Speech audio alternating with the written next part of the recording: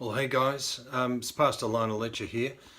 I want to take a moment just to talk to parents about ways in which you can protect your kids from pornography, because we have to face it, today kids are involved with technology in ways that we never could have understood in my childhood for sure. So this should be a grave concern to all parents. Kids have been caught up in terrible situations of sexting and bullying of and by young people. So many times this has been linked to pornography addictions, or at least to exposure to pornography. There's been an increase of sexual abuse among young people, increase of depression amongst young people who are addicted to porn, an increase in early childhood sexual confusion, gender identity confusion, the list goes on. So parents, what can you do? Well, I want to give you 5 points or 5 suggestions. Now, here's number 5. Firstly, check your own heart.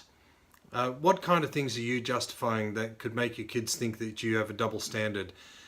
I want to talk to you about what I think we could call the 3 big M's, the types of movies, the types of music and magazines that we may have in the home, in our lives.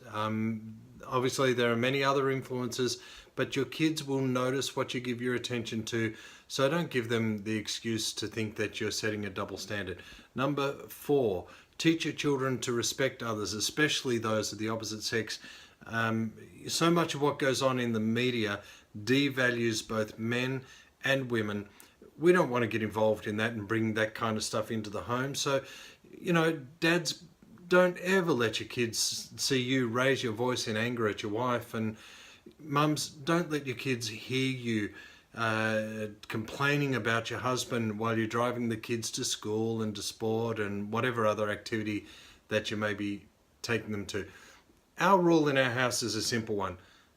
Always speak to each other the way we want to be spoken to. Now that might remind you of something that Jesus said, to love others the way you want to be loved. Oh no, it seems like a good idea to me. Now, a third one, number 3, notice we're going from 5 down to 1, so this is number 3. Restrict the forms of digital access in your home. So you're attempting to create accountability, and in this way, the more the children resist you, the more you can restrict. But the idea is to create accountability that helps bring the children to maturity. So, you can take a look at things like internet filters, increase passwords. A good suggestion for you, don't use your birthday, because your kids will work that out.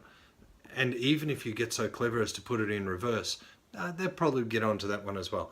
So whatever it takes to force them to come to you for access, this is what you're trying to do. Now, this is going to relate to number 1 when we get to that.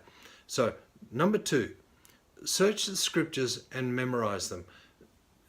As you memorize scriptures, ask your children to explain to you what that scripture means. Now, notice I did not say ask your children to explain what they think that means to them.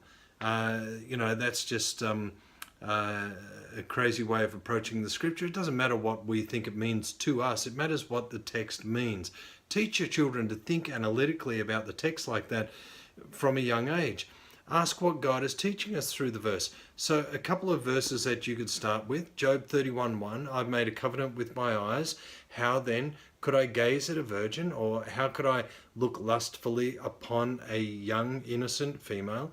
Matthew 5:28, but I say to you, whosoever looks at a woman to lust after her has committed adultery with her already in his heart. Psalm 119 verse 11, thy word have I hidden in my heart that I might not sin against thee.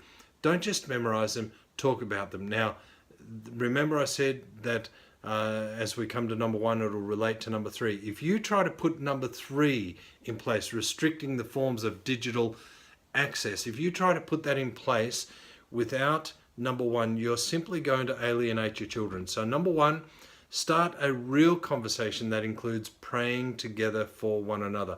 Now, this needs to be an age-appropriate conversation. You don't want to introduce your children to ideas before they're ready to process them, but you can create an environment with your children so that they know that it's safe to come to you and talk about any subject. I said any subject, especially as they grow older.